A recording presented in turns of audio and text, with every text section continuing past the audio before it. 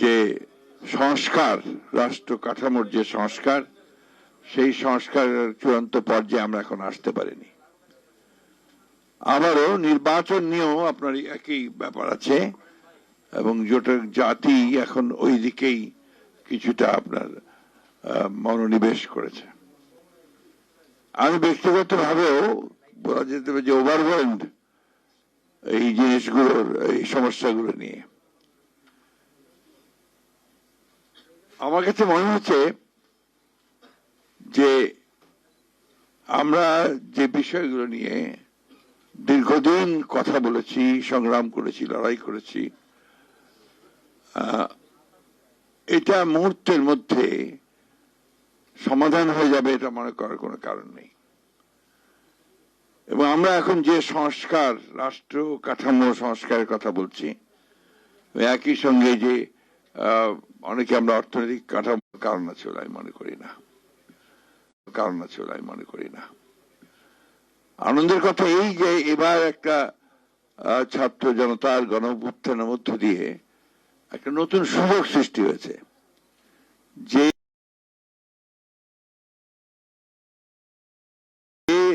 52 আছে আমরা চেষ্টা করছি এবং এই 52 বছর ধরেই চেষ্টা করছি।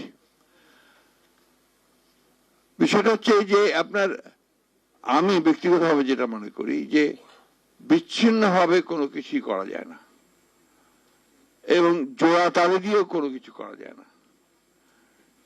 এটা আপনার সুনির্দিষ্ট চিন্তাভাবনা প্রয়োজন, সুনির্দিষ্ট লক্ষ্য প্রয়োজন, সুনির্দিষ্ট চিন্তা প্রয়োজন এবং রাজনৈতিক দল এবং রাজনৈতিক নেতা বা কর্মী তাদের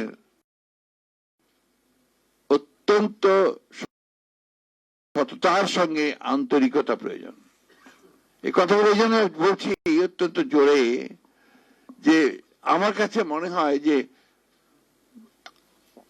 বাংলাদেশের রাজনৈতিক যে সংকট, এই সংকটের মধ্যে আরেকটা কারণ হচ্ছে আপনার দুর্নীতি, ভয়াবহ দুর্নীতি প্রতিটি ক্ষেত্রে।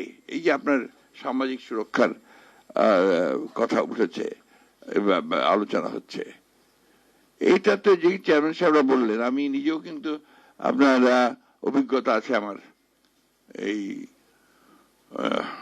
স্থানীয় সরকারের দায়িত্ব পালন করার।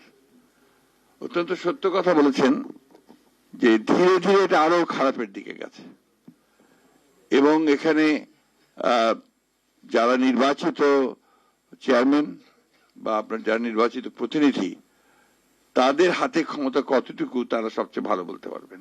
কি ছিল, উপজেলা ইলেকশন হয়েছে, উপজেলা চেয়ারম্যান একজন হয়েছে, উপজেলা চেয়ারম্যান, ভাইস চেয়ারম্যান, এদের দায়িত্ব যে কাজগুলোর সেটা সংসদ সদস্য নিয়ে নিয়েছেন, যেটা তার কাজ নয়। অর্থাৎ এটাকে সিস্টেম